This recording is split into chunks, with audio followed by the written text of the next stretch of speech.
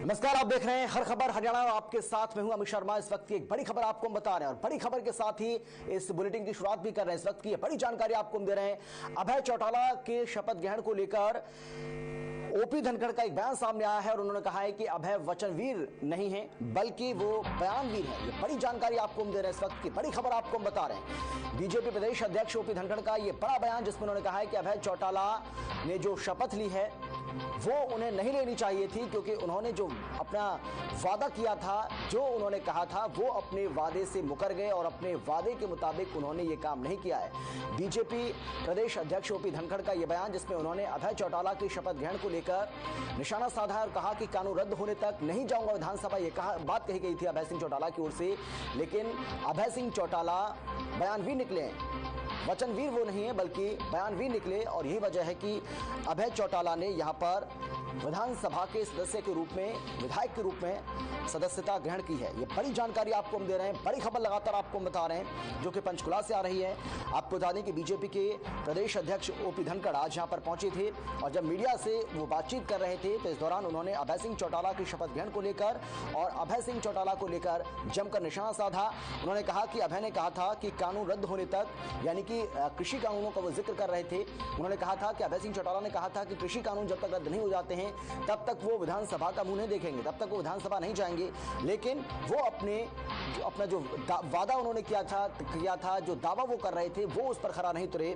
जबकि अभय सिंह चौटाला वचनवीर नहीं बल्कि वो बयानवीर निकले हैं। इसके साथ ही उन्होंने कहा कि अपने वचन को छोड़कर वो फिर से विधानसभा चले गए।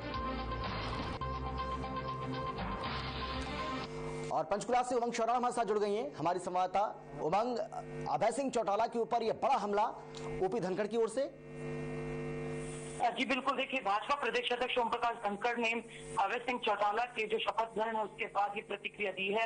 उन्होंने कहा कि अभय सिंह चौटाला ने जिस तरह से बयान दिया था चुनाव से पहले और जिस वक्त उन्होंने इस्तीफा दिया था, उन्होंने साफ तौर पर कहा था कि कृषि कानून रद्द होने तक वो विधानसभा में नहीं आएंगे। इस तरह का उन्होंने ऐलान किया था, घोषणा की थी, वचन दिया था। लेकिन अब ओम प्रकाश धनखड़ ने उन पर निशाना साधते हुए कहा कि वे वचनवीर नहीं, वे बयानवीर हैं। अपने वचन को छोड़कर फिर से वो विधानसभा आए हैं और इसकी चर्चा भी जो विधानसभा चुनाव के दौरान इस इलाहाबाद उपचुनाव में हुई भी थी। साथ ही उन्होंने कहा कि यही कारण है कि उनकी जो जीत का अंतर है पिछली बार के उससे जो जीत का मार्जिन था उससे आधा रह गया है। जी बिल्कुल उमंग, क्योंकि अभय सिंह चौटाला को लेकर लगातार निशाना साधा जा रहा है, यानी कि ऐसा कोई पहली बार नहीं है।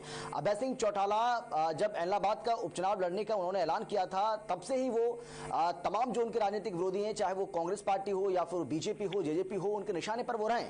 लेकिन क्योंकि अभय सिंह चौटाला का ये कहना है कि ठीक है, आप तो ये भी कह रहे थे कि भाई देखिए विधानसभा के अंदर भी रहकर आप अपनी लड़ाई लड़ सकते हैं, तो अब मैं विधानसभा के अंदर भी रहकर लड़ाई लड़ सकता हूं। और दूसरा उन्होंने ये भी कहा है कि अगर उनको ऐसी नौबत फिर से आती है कि इस्तीफा देना पड़े तो दे देंगे, इससे पीछे नहीं हटेंगे। देखिए बिल्कुल आपने सही कहा कि जैसे अभय सिंह चौटाला ने कहा कि जितनी बार भी इस्तीफा देना पड़े, जितनी बार भी कुर्बानी देनी पड़े, वो किसानों के लिए, उनके हकों के खड़े होने के लिए वो जरूर अब कुर्बानी देंगे और इस्तीफा देंगे दोबारा फिर जरूरत पड़ी तो। लेकिन सबके बीच जब उन्हें शपथ ग्रहण हुआ तो ऐसे में ये लाजमी है कि भाजपा उन पर तानाकशी और उन पर निशाना साधने के काम से कैसे चूक सकती है।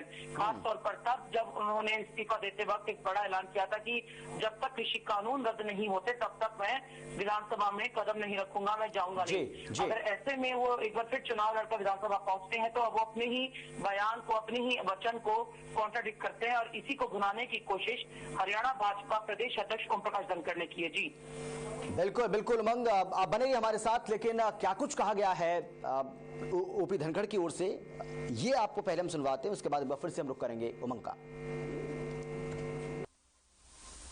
देखिए उन्होंने जो कुछ बयान दिए थे, उनका जो पत्र है वो भी आपके पास है। उन्होंने कहा था तब तक मैं विधानसभा नहीं आऊंगा जब तक ये कानून रहेंगे। उन्होंने उनके बारे में ये कहा कि ये वचनवीर नहीं है, बयानवीर है। अपने उस वचन को छोड़कर फिर से वो विधानसभा आए हैं, तो इसकी चर्चा वहाँ उस विधानसभा चुनाव में भी थी। इसी कारण से मुझे लगता है कि उनका जो जीत का अंतर वो पिछली बार से आधा रह गया। लगातार हमारे साथ बनी हुई है। उमंग, किस तरीके से इसको देखें, क्या ये भी इस तरीके से भी इसको देखा जा सकता है, क्योंकि अभय सिंह चौटाला एक देखिए एक बहुत बड़ा फेस है और ये जाहिर सी बात है अगर अभय सिंह चौटाला इस सीट पर चुनाव लड़ रहे थे तो ये बिल्कुल साफ था कि अभय सिंह चौटाला को यहां से हराना बहुत मुश्किल है। तो जो उनके राजनीतिक विरोधी हैं उनको ये लग रहा था कि अभय सिंह चौटाला अगर मैदान में नहीं होते तो हो सकता है कि उनके हाथ जीत की बाजी लग जाती, खासतौर पर बीजेपी और जेजेपी साझा उम्मीदवार जो कि कोई बहुत ज्यादा पीछे से नहीं रहे।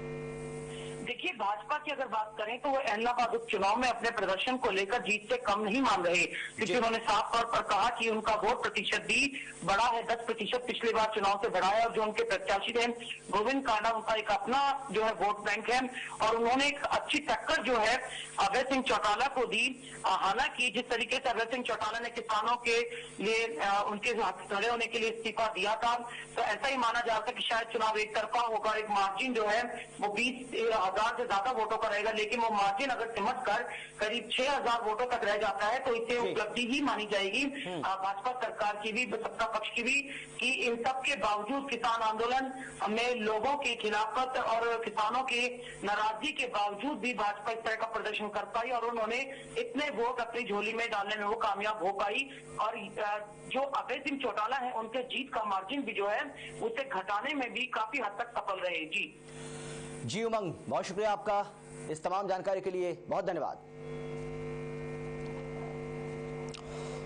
तो बीजेपी प्रदेश अध्यक्ष ओपी धनखड़ की ओर से यह बड़ा बयान जिसमें उन्होंने कहा है कि अभय सिंह चौटाला अपने बयान से पलट गए। जो वादा उन्होंने किया था, जो दावा वो कर रहे थे, उस वादे और दावे में किसी तरह का कोई दम नजर नहीं आया, क्योंकि अभय सिंह चौटाला जो कि बार बार ये कह रहे थे कि जब तक ये तीनों कृषि कानून रद्द नहीं हो जाते हैं तब तक वो विधानसभा नहीं जाएंगे, लेकिन वो अपने इसी बयान से पलट गए हैं और अब क्योंकि वो विधायक बन चुके हैं, विधानसभा में वो